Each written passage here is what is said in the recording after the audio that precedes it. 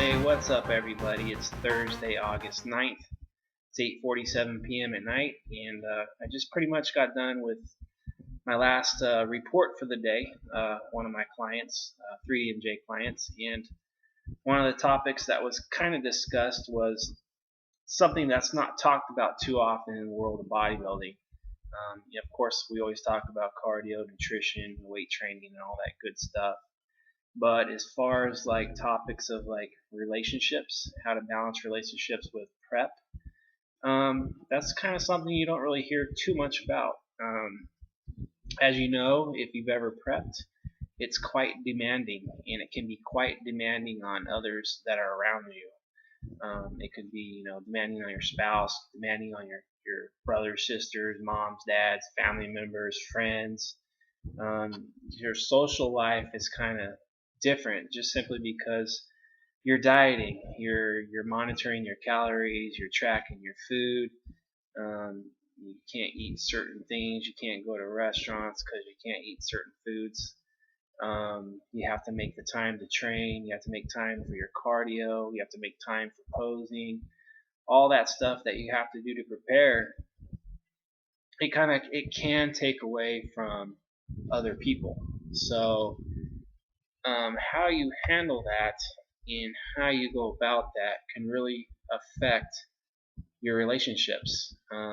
It's not uncommon to hear girlfriends and boyfriends breaking up, spouses getting into arguments, not doing so good in their marriage because of bodybuilding, because of prep, and it can be a selfish sport.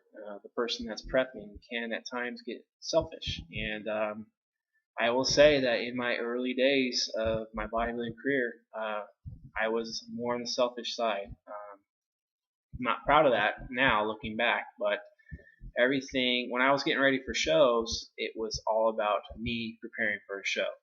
So in my mind, I was doing everything I could to prep, and that was it. That was my priority. So going out to dinner or going to social gatherings or hanging out with friends, that type of thing was kind of put on the back burner, and everything evolved around my prep. And looking back, that was pretty damn selfish.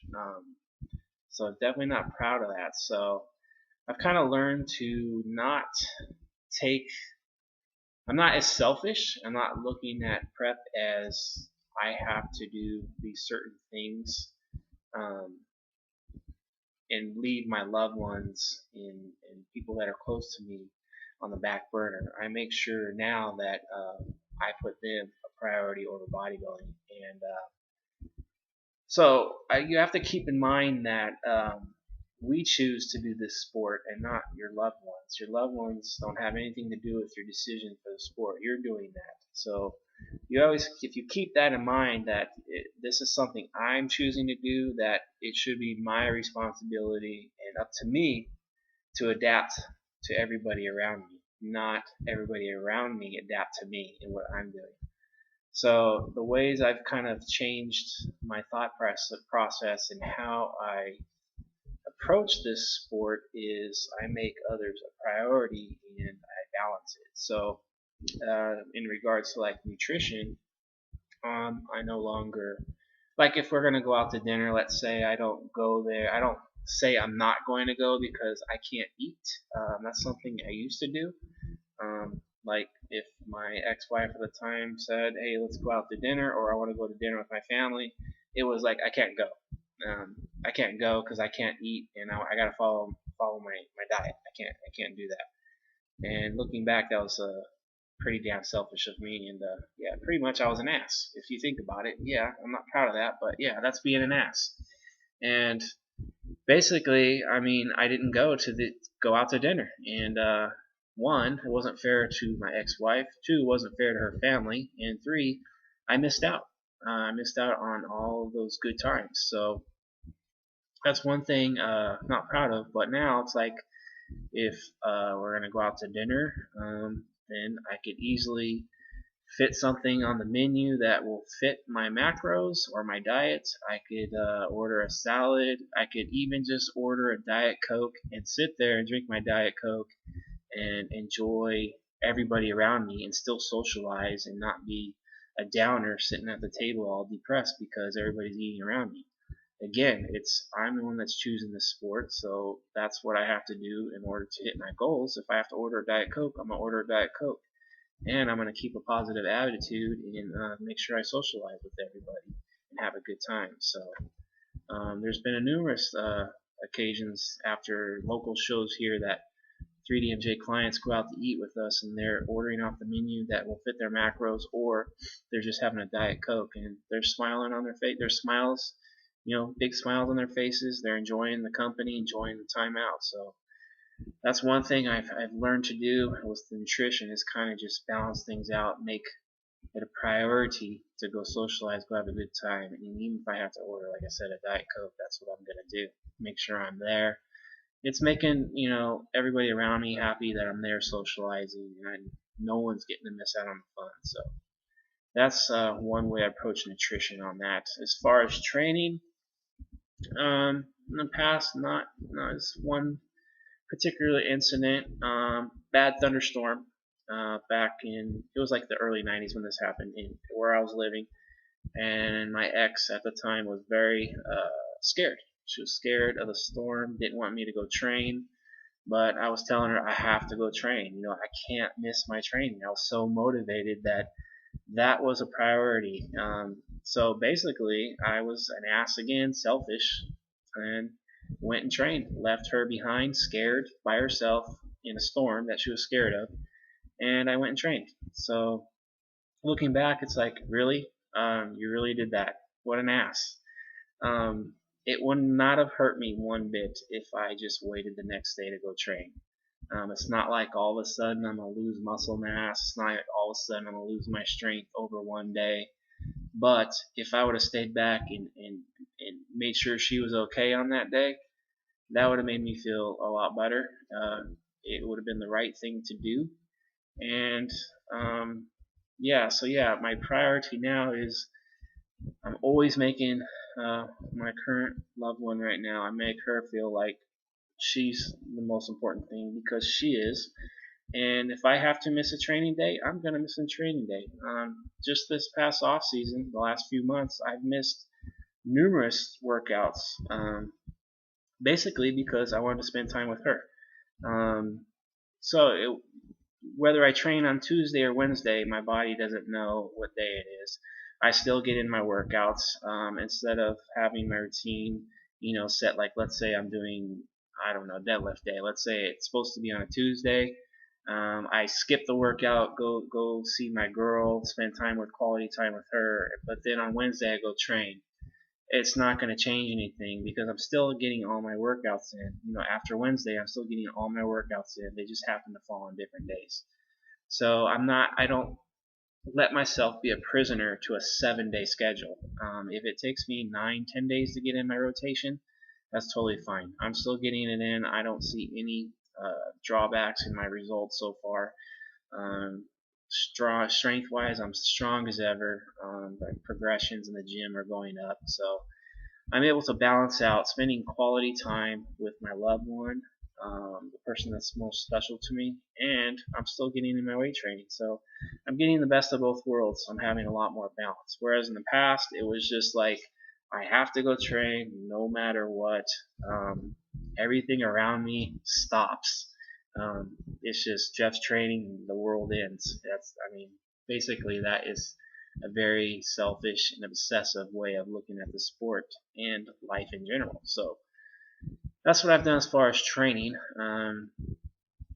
As far as like contests and prep and just having the thought process of making sure you're putting everyone around you first, put yourself second. I think if anybody's going through prep right now, you could probably kind of relate to this that people start to get a little irritated at you if you're making everything about yourself and not putting people ahead of you. I think you'll find if you do put people ahead of you and you give the time and you show them that you care about them, that your relationships are going to be that much stronger, especially while you're prepping. You're going to feel good because they're feeling good. So you're going to be able to feed off of each other with that, and you'll get the support you're looking for from them. And support's pretty important when you're prepping. It's always nice to have someone having your back. So that's a good thing. And some things you can do as far as if relationships while you're prepping is communication. Tell your partner or your spouse or girlfriend, boyfriend, whatever the case may be. Communicate. Tell them how you're feeling. Tell them what you're doing as far as prep, why you're doing it, what you need from that person, and then ask what they need and what you can do as for them as well. So kind of goes both ways. Then you're able to handle scenarios a lot better, keep your relationship nice and strong. So that's a good thing. And there's one other topic that's probably, I don't know, I don't think I've ever heard it talked about, and it's kind of a subject that's a little, that's not weird, but it's, for me, it's kind of hard to talk about because I'm not an open person. I know I get on here on YouTube and I'm open, but the reality is I'm kind of a real quiet guy. But as far as prep, when body fat levels get pretty damn low, sex drive especially gets low, and that can cause relationship issues. And I get guys from time to time talk about, I have no sex drive, my partner's getting upset and they don't understand why. And so basically, I mean, if you think about it, if you're at 4% body fat, the last thing on your mind is to go reproduce. I mean, what's on your mind is, I need to go get a damn hamburger. I'm hungry. Sex is definitely not what you're thinking about at that point. So basically, you have to find other ways or a thought process for that subject. So if your partner's not too happy with what's going on as far as sexually, I mean, in my opinion, if you connect to that person emotionally, that leads to more physical attraction. So buying your partner like flowers, bringing some flowers spontaneously, or a card, or even a box of candy. I mean, just something simple, maybe a little note here and there, just letting them know how important they are to you and that you care about them. That tends to help out emotionally and helps you connect with that person a little bit more.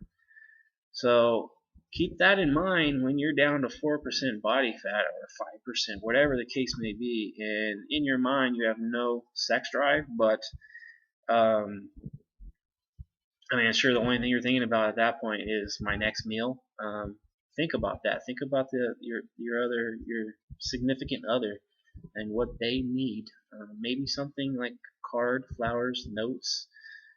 Even you telling them how much they mean to you and care about you, or you care about them, I should say, and how much you love them, can make a huge difference.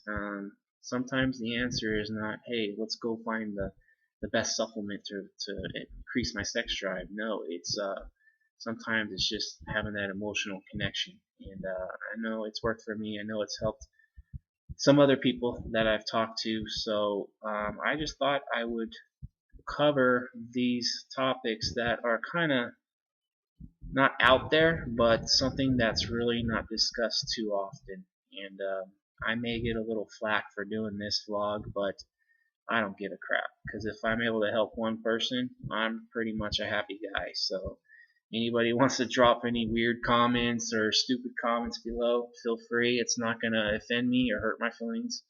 But like I said, if it means one person gets helped, I'm fine with that. So basically, that's all I'm going to ramble for. It's been a good 14 and a half minutes, and I am out.